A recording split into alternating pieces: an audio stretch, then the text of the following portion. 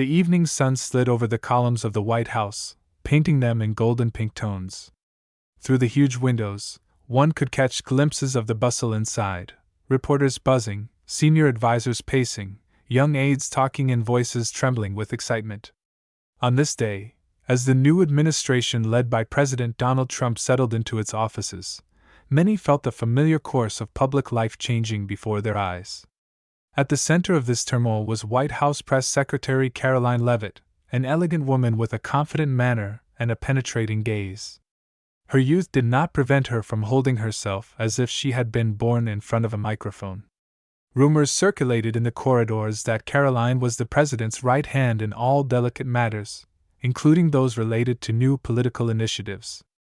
Today, she had to present to the public two very resonant projects: the largest deportation in history, and the DOGE, Department of Government Efficiency, conceived as a universal tool for combing the state budget in search of useless or questionable spending. A moment before the briefing began, Karoline stood by a snow-white column and adjusted her jacket.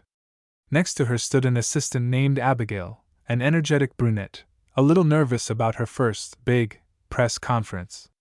Abigail asked quietly, "Miss Leavitt, are you sure we are ready to answer questions about these programs? The journalists will tear us to shreds, especially about the deportations." "We are," Karoline said clearly, smiling at the corner of her lips. "The president insists that being in the country illegally is already a crime. And about DOGE, as soon as they start to figure out why this or that suddenly stopped getting funded, we will explain everything necessary. Total transparency. Or at least the illusion of it." The heavy door to the briefing room opened and Karoline walked in with the air of a politician confident in her own incontestable rightness. Hundreds of cameras clicked into focus on her, and rows of journalists, from national TV stations to obscure blogs, waited intently for the start. "Good afternoon, ladies and gentlemen," she said quietly, but the room was completely silent. "Today we will talk about the important steps our administration is taking. I want to assure you that, as always, the well-being of American citizens is at the forefront of all decisions." With these words she opened an era of loud changes and no less loud scandals. Behind her stood the shadow of the old, familiar state apparatus, which now had to be shaken up. 2 days after Karoline Leavitt's first speech, an unexpected argument erupted in the Oval Office. President Trump leaned on the edge of his desk, studying a map of the Middle East. Gaza and the surrounding areas were highlighted in vivid colors. 3 advisors stood nearby, including Steve Witkoff, the recent special envoy to Gaza, whose photographs of the scale of the destruction had already been splashed across the news. "I want this place to be livable again," Trump said, tapping his finger on the map. "It's been a mess for too long. Now the United States is taking charge. But it's not me or our taxpayers who are paying. Let our partners in the region pay up." "Mr. President," Steve noted cautiously, "not everyone is happy with this idea. Jordan has already called it a provocation, Saudi Arabia is in no hurry to help, and Egypt is even hesitant about accepting refugees onto its territory." "Nothing," Trump waved it off. "They have no choice. Send Karoline to tell the press. We don't want to send troops there, but we never say never." Immediately, Elon Musk entered the office, a special government employee, a billionaire and, as they joked behind the scenes, the founding father of DOGE. He had already earned a reputation as a person capable of turning any engineering solutions into commercially successful projects. However, Elon's presence in the government team raised a lot of questions. After all, he still had gigantic contracts with the government. Accusations of conflict of interest cannot be avoided, which was discussed in recent days behind the scenes of Congress. Musk took off his jacket and gave the president a fleeting smile. "Well, we're already looking at the expenses," he said reservedly. "Some of the items, like media subsidies, are surprising. Politico, for example, funding millions of dollars in subscriptions through USAID? That definitely needs to be cut." "Exactly," Trump nodded. "We can't waste money when we need to fund new projects and return the focus to America." According to long-standing custom, The end of such discussions meant the imminent appearance of the press secretary at the next briefing. There the official position would be voiced. This is how policy was created, first in a close circle of confidants, and then through the affirmative tone of Caroline Leavitt, who shaped the opinion of millions with her confident answers. A new briefing began that same day after lunch. In the room, in addition to regular correspondents from major media outlets, there were reporters hoping to promote the topic of Doge, new decrees, and, of course, the big story about deportations. Among the others, Garrett stood out, a journalist with bold questions, who more than once brought out the emotions of his interlocutors. As soon as Caroline came to the podium, he raised his hand. "Ms. Leavitt," Garrett began, bowing his head slightly. "The President has repeatedly promised the most sweeping deportation ever and claimed that all illegals are criminals. But many of them have not committed violent acts. Can you clarify how they differ from criminals with guns if they have simply violated immigration laws?" Caroline put on a look of polite surprise. "Thank you for the question. As we have already explained, illegal border crossing is a violation of the law. For us, it is a crime. I would like to emphasize that priority targets remain those who pose a direct threat to society. But if a person did not have the right to enter the country and entered anyway, we will seek his deportation. The law is the law." A murmur and a whisper ran through the room. Another correspondent, known by the sharp pseudonym Reagan, stood up in the back row. "You talk about equality before the law. But won't the detention center system be overwhelmed? You acknowledge the shortage of space. Should the U.S. expand its prisons?" Again a soft smile. "We believe that Congress should help with increased funding. Without it, it is impossible to detain and hold everyone who came into the country illegally. But we do what we can, based on the citizen mandate." The discussions went similarly on topics related to the Poor Relief Fund, dubious grants for overseas projects, to combat disinformation, and newspaper subscriptions. One of the journalists clearly did not believe that Doge would be limited to, reader, access to the most important treasury systems. But Caroline responded in her own style.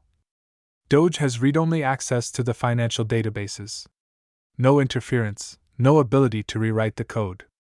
They only analyze what the money is spent on. If they find non-targeted articles, we stop funding."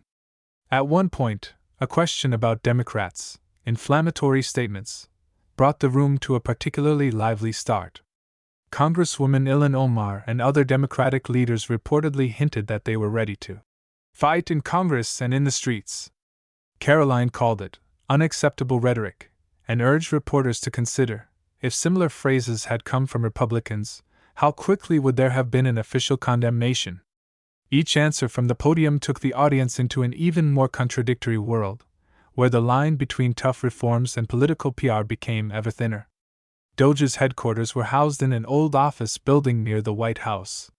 Peeling paint, long hallways, temporary furniture from warehouse stock, it was far from the luxury of official government offices. But inside, activity was in full swing.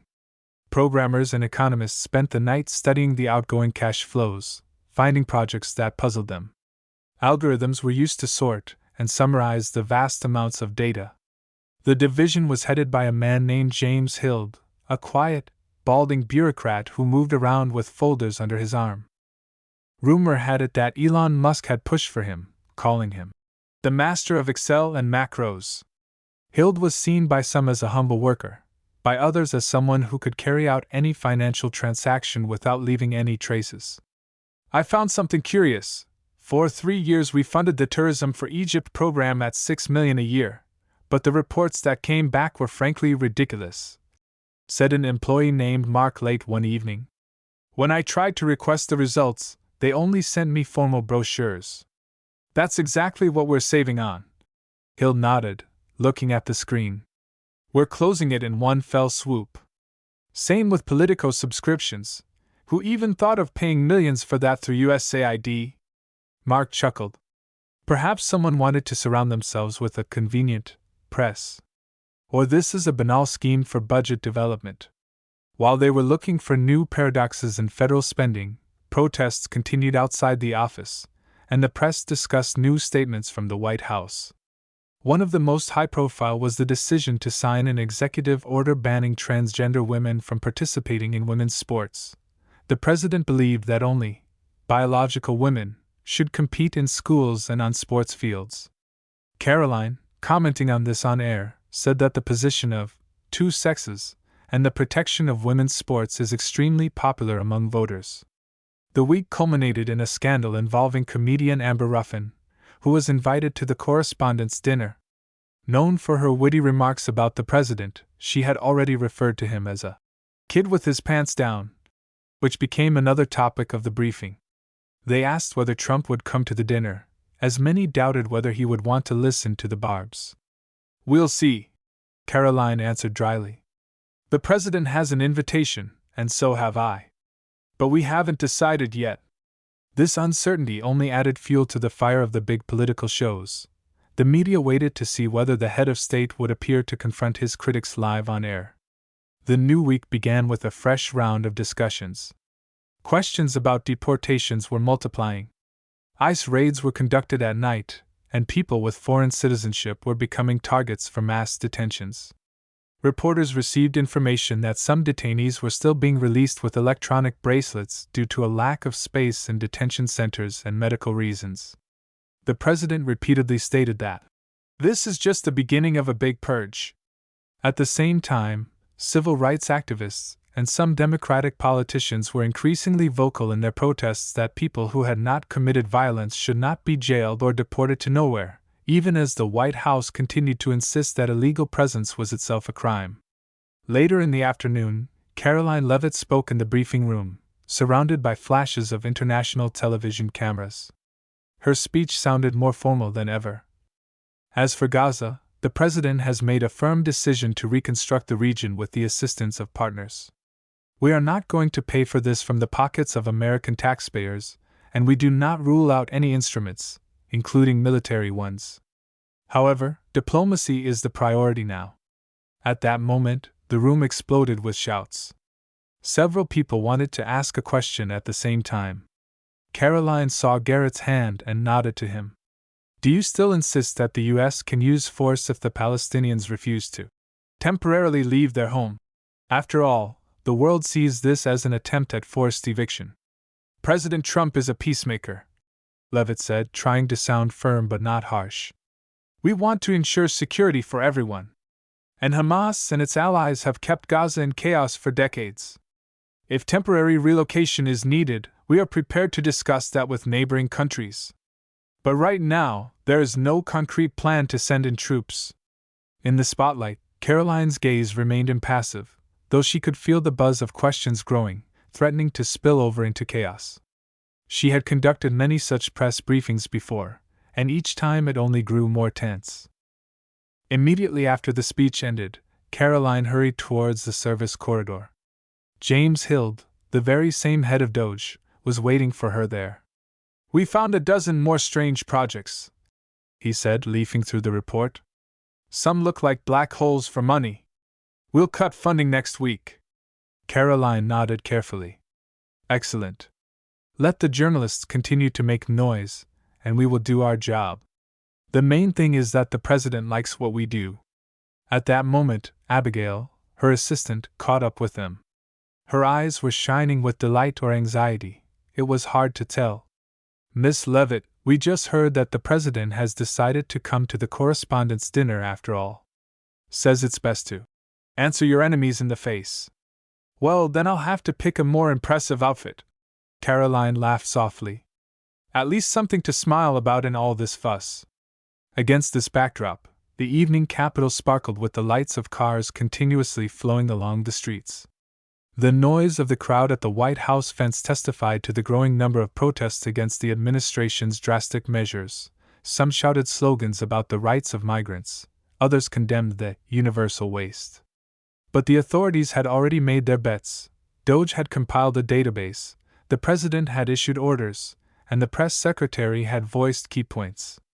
The further struggle promised to become even more intense, because it was worth expecting that new disputes and clashes of interests would unfold around each reform. Inside the White House itself, a breaking point had arrived. The top leadership understood that if the Gaza plan or a large-scale wave of deportations led to a public explosion, the consequences would affect both foreign and domestic policy. And there were also decrees on transgender women in sports, millions of dollars doomed to be frozen. At times, it seemed as if each initiative was a link in a giant chain of events that would either bring order or cause chaos. But Caroline Leavitt walked down the hallway, impassive and confident in her job, knowing that tomorrow morning she would step up to the microphone again and, with the same cold determination, tell the story of the next step in the country's transformation. Her destiny was to put on a face for thousands of cameras. Her mission was to defend the administration's actions, and her strength was the ability to answer questions in a way that concealed all subtext behind the appearance of simplicity. And the game had only just begun.